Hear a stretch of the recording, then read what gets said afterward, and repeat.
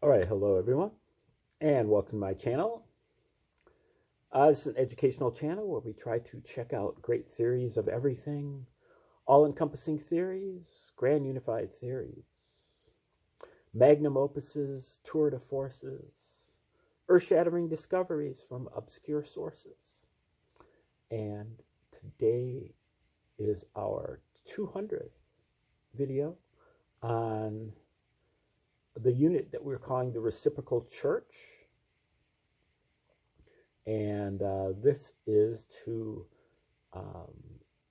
give guidelines, give more information about how to really kind of set up your own spiritual practice,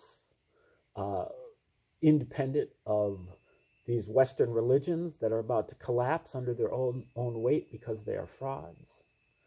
And we've gone over a few different methods, a few different approaches. We'll go through some more. Right now we're doing a decode of the New Testament. We are looking at various sources that will help us to decode the New Testament. We're going to do the book of Luke to start with. That might not be for a little while though. We're still kind of learning how to decode, and stumbled into some incredible sources on this stuff. But the primary thesis is coming from the Roman origins idea that the New Testament was a psychological operation. It was written by the Romans, particularly the Romans of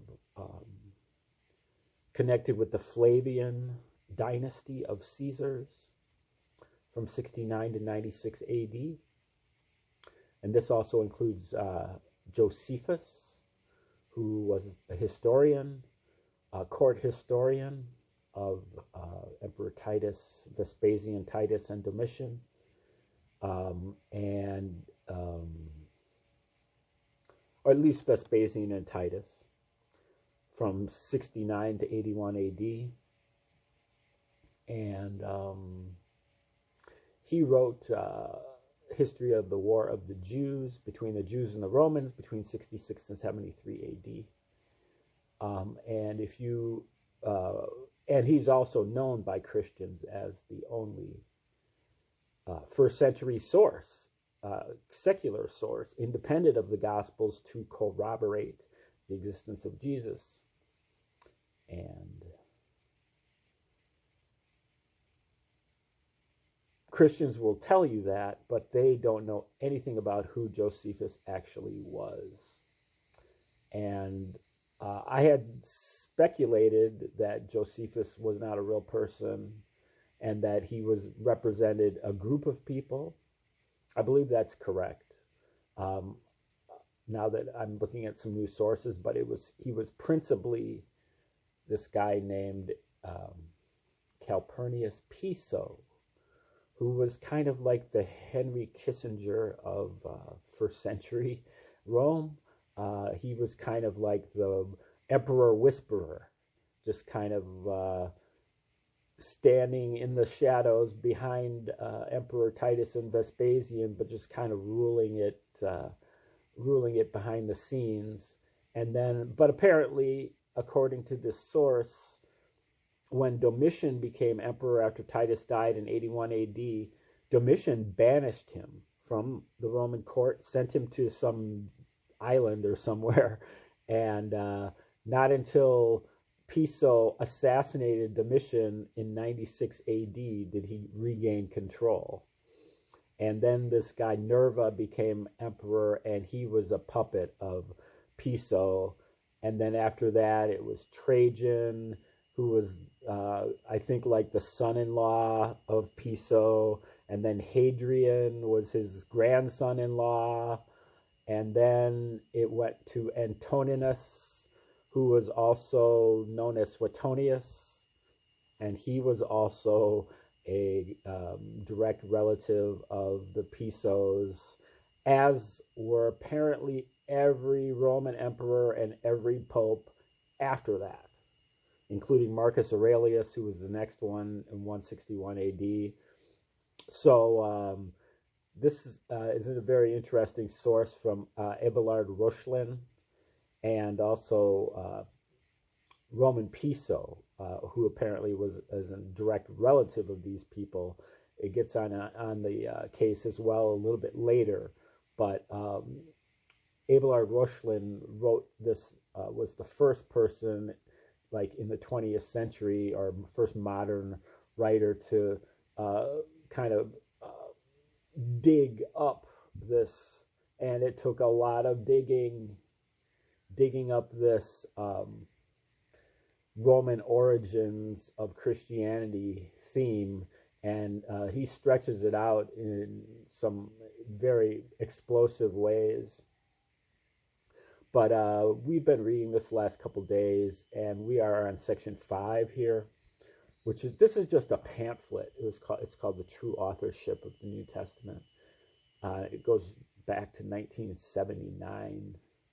Now, the more modern authors, Joseph Atwill, like I said, Roman Piso, there's Henry Davis and James Valiant, Creating Christ, and Michael Menescot's just put out a book called Origins of Christianity, a Flavian secrecy or secrecy cult. We're going to get into some of that later, especially when we get back to the book of Luke. But for right now, we're going to read section 5 of this, called Sounds, Animals, and Illusions. In addition to their use of various number systems, the Pisos also used a variety of other methods of code. Okay, so he went through the number system, said Piso used the numbers like 16 and 14 and 60, 41, 46, and a couple others. Josephus was coded by the number 36. A lot of these are kind of like little signatures. You know, you put these numbers in the text, or, you know, in the verse number or the chapter number, or the addition of those two, and that kind of is a code that others that are in the inner circle or in the club, basically the royalty and their court, they can understand it, but the hoi polloi cannot understand it. And the hoi polloi didn't know how to read anyway, so they only got it from oral, you know, reading. And so they went around and they the book of Mark, which is actually called Q, the first book of Mark, not the rewrite of the book of Mark, which is now called Mark, but the first book of Mark, which was called Q, was originally written as a play, a satire play. And that's what I believe that these folks would do, is they would put on the Passion play, you know, in front of audiences. They would play out these roles of Jesus and Mary and the apostles and so on. And that would, you know, get the feeling, the heartfelt feeling going in the masses, and get them kind of emotionally invested in the story of Jesus. And in particular, you know, the Prince of Peace, and the turning the other cheek, rendering unto Caesar what is Caesar's, and all of the things that are the poison pills, so-called, that are put into the Gospels that the Romans wanted there for social control, because the Jews were so revolting. They were always revolting against the Romans. To the point where it was really not even just a revolt. It was just like a constant war that lasted for like 150 years or 125 years. And the Romans were sick and tired of it. And so they tried to, Piso says that they put together what they called the Committee for the Formation of a New Roman Religion. And they originally proposed it to Nero, who was emperor from 54 to 68 AD. And Nero didn't go for it, apparently. Nero had a softer spot for the Jews. And I think Nero was kind of like some of the other leaders that we might know of, who is portrayed as being a complete tyrant.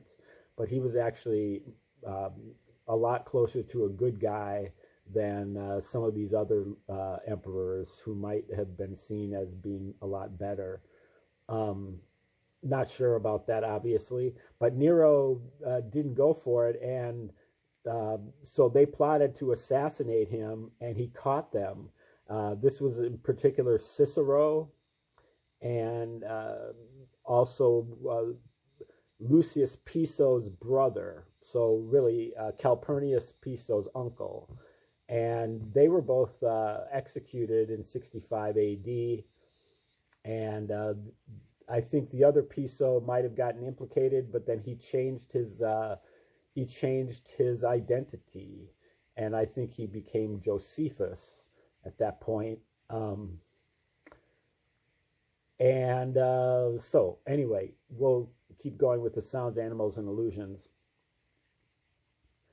The Pisos used a variety of other methods to code. They used sounds including purr from Calpurnius, por from Calpurnius, the spelling of the name in Greek, pass or paz from Piso's fictional name, which was spelled something in Greek, and other sounds used are shur, S-H-U-R, from Genesis 49, verse 22, in which Joseph appeared as a fruitful bough with its branches running over the wall, and wall there being in Hebrew shur, S-H-U-R. So that's what they would do a lot, is they would use a word from one language that meant something specific, but it didn't mean anything in the language that they were supposed to be writing in.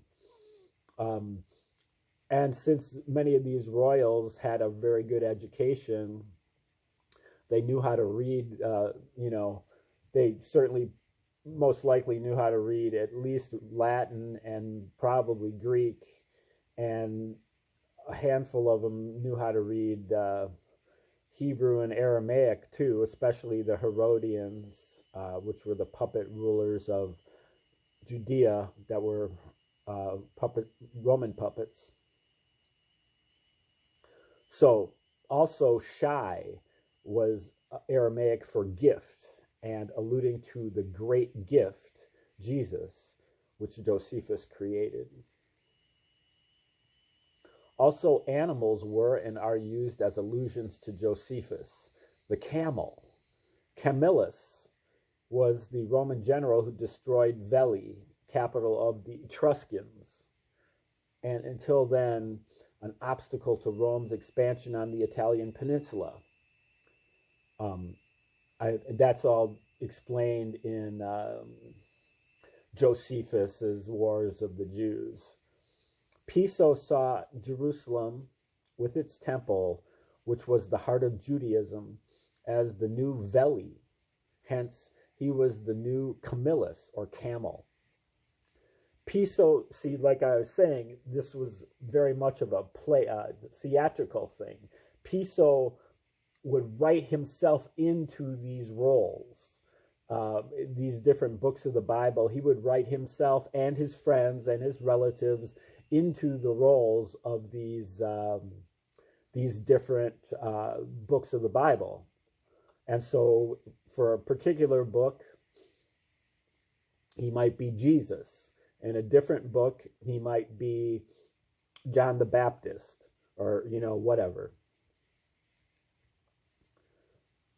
Examples in the Gospels are the camel and the needle, the gnat and the camel hair garment of John the Baptist. When we reverse the order of the first two letters of Iosipos, the Greek, and add the name of that city, the result is oy vey, Oh, the city's named Ve, not Veli. That's an I. Oy vey. Um, Also, the leopard or panther, a symbol of the goddess Cybele, which also was composited by Piso into the Jesus figure. He used a lot of mythology, ancient Greek and Roman mythology, but also Egyptian mythology and Indian mythology, even, I believe, and put it into the Gospels as well. A lot of mythological stuff. This guy is a powerful magician. There are spells casted. There's all kinds of stuff in those Gospels. It's definitely a work of genius, but unfortunately is a work of evil genius. This man is basically a mass murderer and, um, you know, uh, but, incredibly brilliant magician. And so, you are being mocked if you believe this stuff, because he put double binds into it, to kind of make you, if you are worshiping Jesus, you're really worshiping Titus, Caesar, which in the long run, I believe is him, Calpurnius Piso.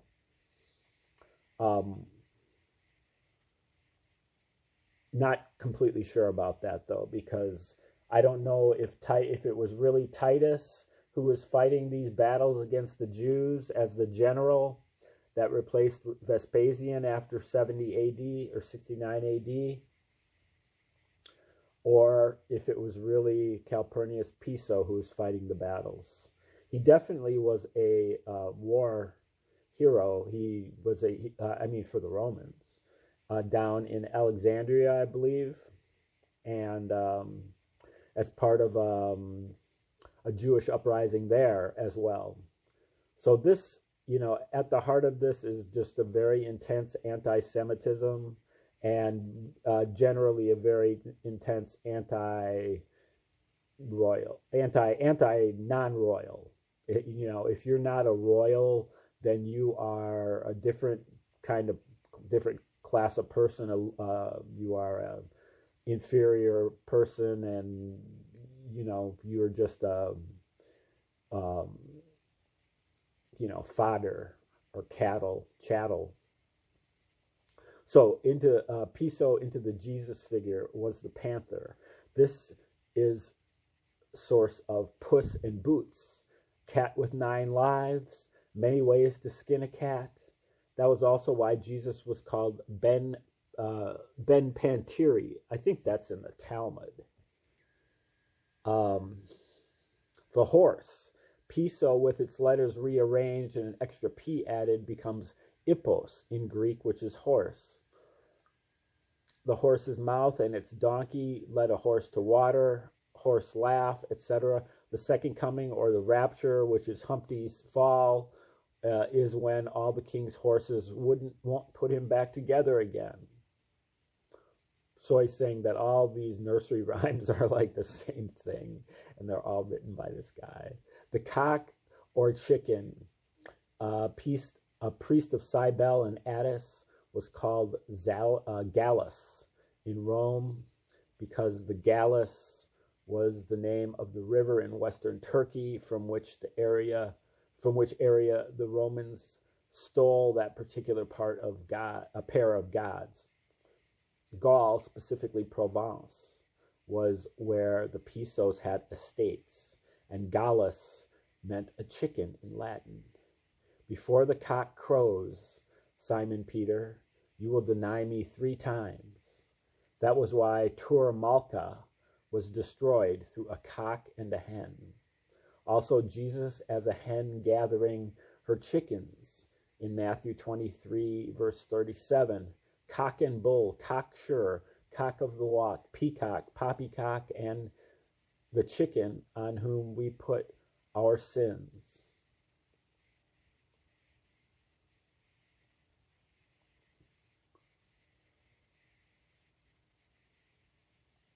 plural. Okay, then and the term gallus for the dispersion which Piso ultimately caused. It was only after the second destruction that Jewish literature referred to both dispersions as gallus. Piso saw himself as a new Greek Moses. He secretly used the identity of Minos or Minos of that's Minoan, which is the island of Crete, and the Minotaur. Minos was the king of the Cretans. So he used the identity of Minos. For Minos was the reputed ancient lawgiver of Crete. Apparently, another Minos was the king of ancient Crete. The name Minos in Greek, small numbering, totaled 19, the same as did Piso. Thus, Pliny the Younger, writing as Paul in the Epistle to Titus, in the New Testament, boasts that all Cretans are liars. It's in Titus 2, verse 12. He is quoting from Epimenides, another Cretan, but Pliny also adds, "This report is true," in the next verse. The rabbis noticed, those who were writing the Talmud, kind of at the same time as all of this is being hashed out, especially the later books of the Bible in the early 2nd century. The rabbis noticed, and they began to refer to Christianity as Minus, and to Piso as the Min, or Ha-Min. On occasion, they changed the two vowels to komats. They teased, "Afuku min, you shall cast out the min." Later, Adonamin, Adonolam. Their descendants would sing that God, and not Piso, is my Minos and the Minos of my cup. Henry Fielding, the author, also noticed, and he inserted Minos as a character in his A Journey from This World to the Next. He also had that story contain book 1 with 25 chapters, and then skipped to book 19, chapter 7. With each, he was teasing at Matthew chapter 1 with its 25 verses and its total of 26, which is another one of Piso's numbers. Piso used various other allusions to himself. The name Piso was supposedly derived from the Latin word pistor, which originally meant one who ground, hence a miller of flour or a baker. Now we know why Sherlock Holmes lived on Baker Street and why there were 24 blackbirds baked in a pie, Piso pie. And the butcher, Titus, who slaughtered the Jews, and the baker, Piso, and the candlestick maker, the light of the world, Jesus, and the gingerbread house and the trail of breadcrumbs. That is the source for the expression, "May their bones be ground to dust," and for the expression in the martyrology of the 10 rabbis recited on Yom Kippur and Tisha B'Av, that the strangers or the Romans consumed them as a cake unturned is consumed by fire. And for the custom on Rosh Hashanah, in which we cast out our sins by casting breadcrumbs from our pockets out and onto the water. Okay, this is the next section. It's called The Family in the New Testament. The Pisos claimed descent from Kalpus, or Kalpus in Greek, whom they claimed was the son of Numa Pompilius, successor of Romulus, who founded Rome. The Calpurnian clan descended from Calpus, and the Pisos were the most prominent family in the Calpurnian clan. This kind of goes against what Roman Piso was saying. He believes that the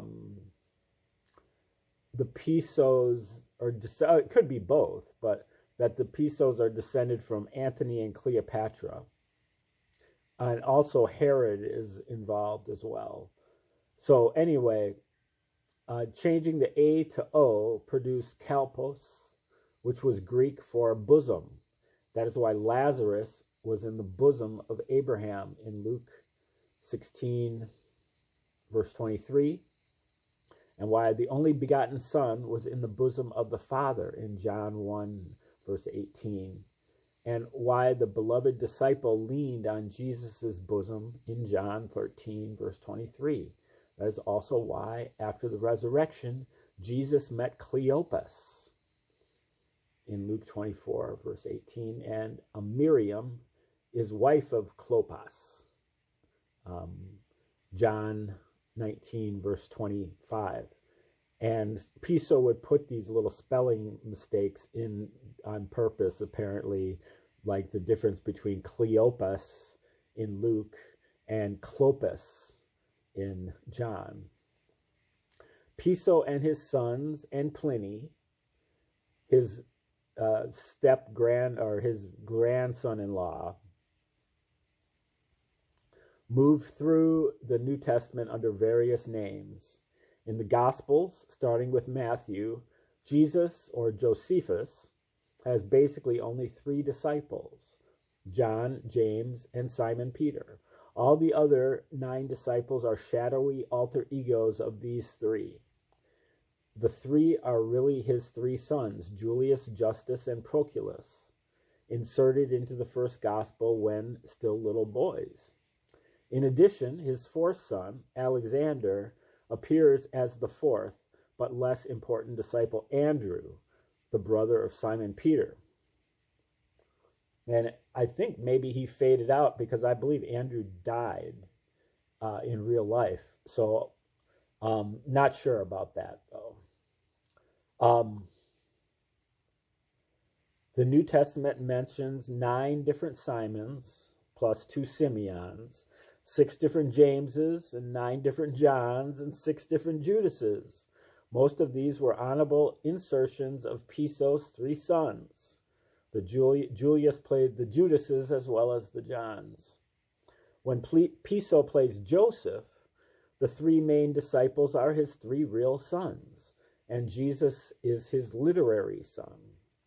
Then when Piso plays Jesus, his sons become Jesus' brothers. This Jesus has 4 brothers, who are really Piso's 4 sons, including Alexander.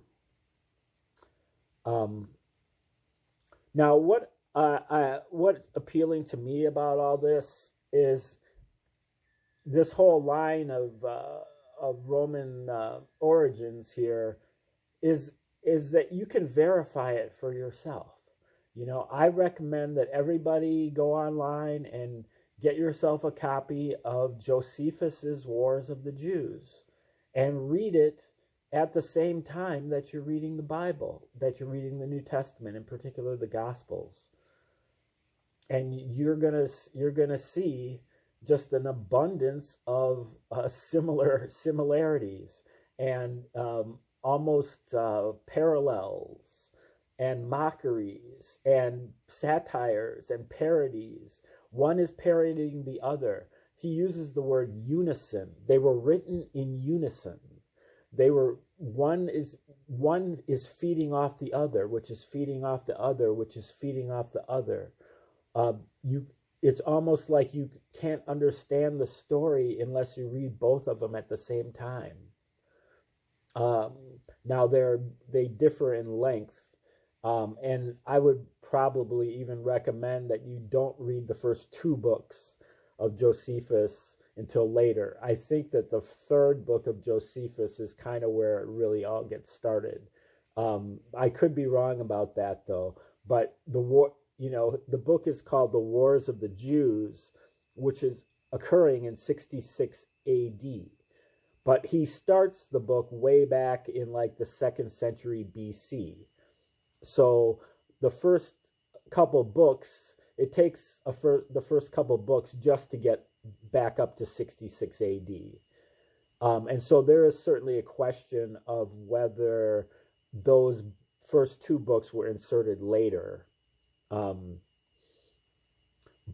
Anyway, that is what I recommend, is that this stuff can be verified. That's why, it can't be verified easily. It's reading Josephus is not an easy read. It's just like reading the Bible. It's just as difficult. But if you really want to figure out the truth about this, about the Gospels, I don't think you can really do it unless you read Josephus. And then you need to dig in. Then the question that needs to be asked is, who is Josephus? And that gets you into Josephus's other works, one of which is an autobiography. And you read his autobiography, and at least the story that he tells about himself, which is almost as outrageously unrealistic as the Gospels are. With there's no virgin birth and no bodily resurrection, but there is a resurrection after 3 days underground, and there's a few other stories that are really hard to believe, including a shipwreck, which is almost paralleled by the book of Acts, where Paul gets shipwrecked, to the point where some historians suggest that they were on the same ship, and it happened to both of them at the same. They were both on the same ship. That's utterly far-fetched. It's much easier to assume that they both were making it up. So anyway, we'll get into this a little bit more when we return tomorrow. Thanks for tuning in today. Have a great day.